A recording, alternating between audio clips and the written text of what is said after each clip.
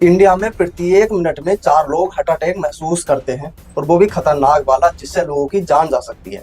लेकिन कभी लोग इस बात पर ध्यान ही नहीं देते और ना ही कभी अपने इस दिल की सुनते हैं, क्योंकि ये लोग 30 साल से 50 साल की एज के बीच में आते हैं। Heart attack, heart attack, heart attack, the heart attacks, heart attack, अचानक हार्ट अटैक। और अब जाकर के इतने सारे हादसे देखने के बाद, क्योंकि जो लोग फिट थे उन्हें भी हार्ट अटैक आ रहे हैं, तो कहीं अगला नंबर आपका तो नहीं। डरो मत, डरने की बात नहीं है। ये वीडियो केवल साइंटिफिक और अवेयरनेस पर्पज के लिए बनाई जा रही है, इसलिए डरने की कोई बात नहीं। लेकिन सवाल ये बनता है कि अभी हाल फिलहाल में जो इतने लोगों को हार्ट अटैक आ रहे हैं, ये कहीं कोरोना वैक्सीन की वजह तो नहीं, या फिर जिम जाने की वजह तो नहीं, या फिर इसके पीछे कोई और कारण है। तो सबसे पहले हमें ये जानना होगा कि हार्ट अटैक आने से कौन सी नस में क्या प्रभाव पड़ता है, या इसका मेन कारण हार्ट अटैक आने का क्या है। तो समझो, अभी ये हमारा हार्ट है यानी दिल, इसका काम केवल एक होता है, ऑक्सीजनेटेड ब्लड को हमारी पूरी बॉडी में पंप करके सर्कुलेट करना।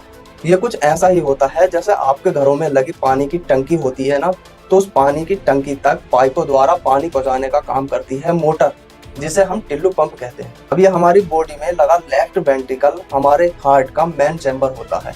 जब ये ऐसे सिकुड़ता है तो ब्लड हमारा एओर्टा से होता हुआ पूरी बॉडी में चला जाता है। ये एओर्टा कुछ और नहीं, बस एक बड़ी आर्टरी होती है। अगर आसान भाषा में समझा जाए तो ये हमारी बॉडी में एक पाइप लगा होता है जो हमारी पूरी बॉडी में खून की सप्लाई करता है। अब मेन बात ये होती है, ये जो एओर्टा होता है इससे जुड़ी होती हैं कोरोनरी धमनियां, या जिन्हें कोरोनरी आर्टरीज बोला जाता है, जो हमारे दिल से जुड़ी होती है। इसकी खास बात ये होती है कि अभी जो हमारे दिल ने ब्लड को पंप किया है, वो ब्लड हमारी कोरोनरी धमनियों से होते हुए हमारे हार्ट तक पहुंचेगा और हमारे हार्ट को मजबूत करेगा और हमारे हार्ट के मसल्स को फंक्शन करने में बहुत ज़्यादा मदद करेगा। अब हमारे घरों में जो मोटर लगी होती है उसको चलाने के लिए और पानी को टंकी तक पहुंचाने के लिए एनर्जी की तो जरूरत जरूर पड़ेगी, जो बिजली से चलती है। अब इसी प्रकार हमारे हार्ट को भी चलाने के लिए कहीं ना कहीं से तो एनर्जी की जरूरत जरूर पड़ेगी, और वो एनर्जी मिलती है हमारे ऑक्सीजन युक्त और न्यूट्रिशन युक्त इस ब्लड से। अब अगर आप ये समझ गए तो आगे समझते हैं हार्ट अटैक क्या होता है। अरे जो हमारे हार्ट की कोरोनरी आर्टरीज होती हैं, उनके ब्लॉकेज को ही तो हम हार्ट अटैक बोलते हैं, क्योंकि इन कोरोनरी आर्टरीज के बंद होने से ब्लड हमारे हार्ट तक नहीं पहुंचेगा, और अगर ब्लड हमारे हार्ट तक नहीं पहुंचेगा तो हार्ट धीरे धीरे कमजोर होना शुरू हो जाएगा, और एक समय ऐसा आएगा जब हार्ट पूरी तरीके से बंद हो जाएगा। बस उसी को हम हार्ट अटैक कहते हैं। अब आप ये बात तो समझ गए कि दुनिया में जो हार्ट अटैक आ रहा है वो केवल एक कारण से आ रहा है, जिसे बोला जाता है, ये जो होता है एथेरोस्क्लेरोसिस। डरने की कोई बात नहीं, इसका मतलब कोरोनरी धमनियों का बंद होना ही होता है। पर हमें ये जानना है कि इंडिया में इतने यंग लोग होने के बावजूद भी ये कोरोनरी आर्टरीज बंद क्यों हो रही है।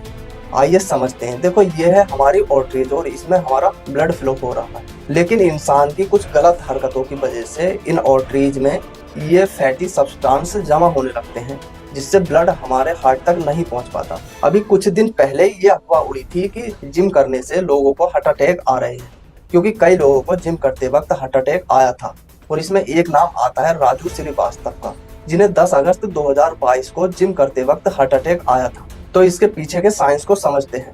देखो, जैसे ही जो लोग जिम में जाते हैं, जिम में जाने के बाद वहां पर एक्सट्रीम लेवल की एक्सरसाइज करते हैं, या यूं कहें वो हैवी वेट उठा लेते हैं।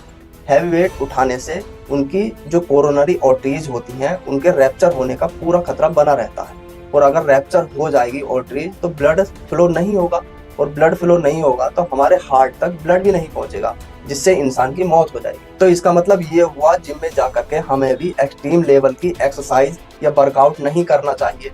क्या हमें भी जिम करने से या एक्सट्रीम लेवल की एक्सरसाइज करने से हार्ट अटैक आ सकता है? तो इसका सीधा सा सवाल है नो।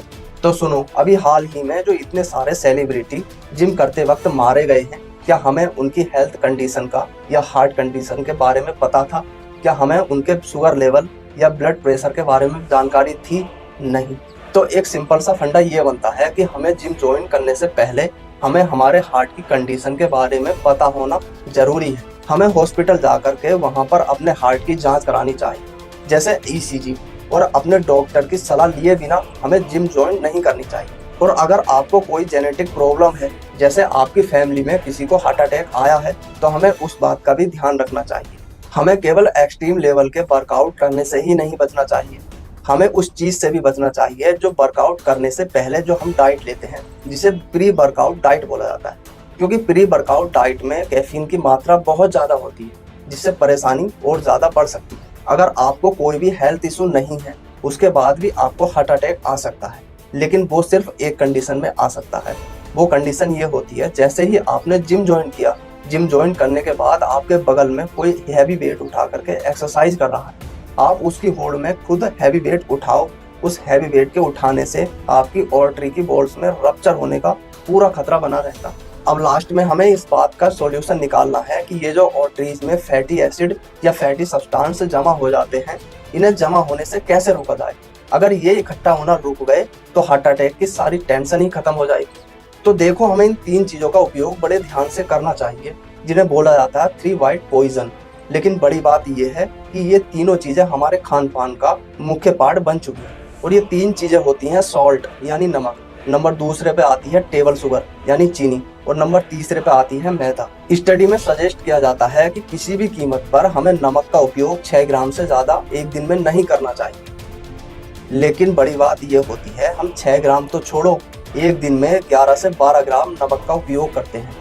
और अगर चीनी की बात करें तो चीनी हमें एक दिन में 30 ग्राम से ज्यादा नहीं खानी चाहिए। लेकिन अफसोस, इतनी चीनी तो हम 2 बार की चाय में ही खा जाते हैं। और बात करते हैं मैदा की, तो मैदा हमें किसी भी कीमत पर नहीं खानी चाहिए, क्योंकि मैदा हमारी आंतों में जाकर के चिपक जाता है। कारण ये है कि मैदा में कोई भी न्यूट्रिशन सब्सटेंस नहीं होता। उसके बनाते वक्त उसमें से सारा फाइबर तो निकाल लिया जाता है, और खाने के तुरंत बाद ये मैदा आपकी आंतों में चिपक जाएगी। और जैसे ही आपकी आंतों में चिपकेगी तो ये आपके डाइजेशन सिस्टम को भी स्लो डाउन कर देती है। लेकिन जरा सुनो, इन सबसे ज्यादा खतरनाक एक और चीज होती है, जिसे कहते हैं स्मोकिंग। अगर आपने हमारी स्मोकिंग वाली वीडियो नहीं देखी है तो हमारे चैनल पर विजिट करें और स्मोकिंग वाली वीडियो जरूर से जरूर देखें। अगर ये वीडियो आपको पसंद आया हो तो हमारे चैनल को सब्सक्राइब करें और हमारी वीडियो को लाइक करके कमेंट में ये जरूर बताएं कि अगला वीडियो आप किस टॉपिक पर चाहते हैं।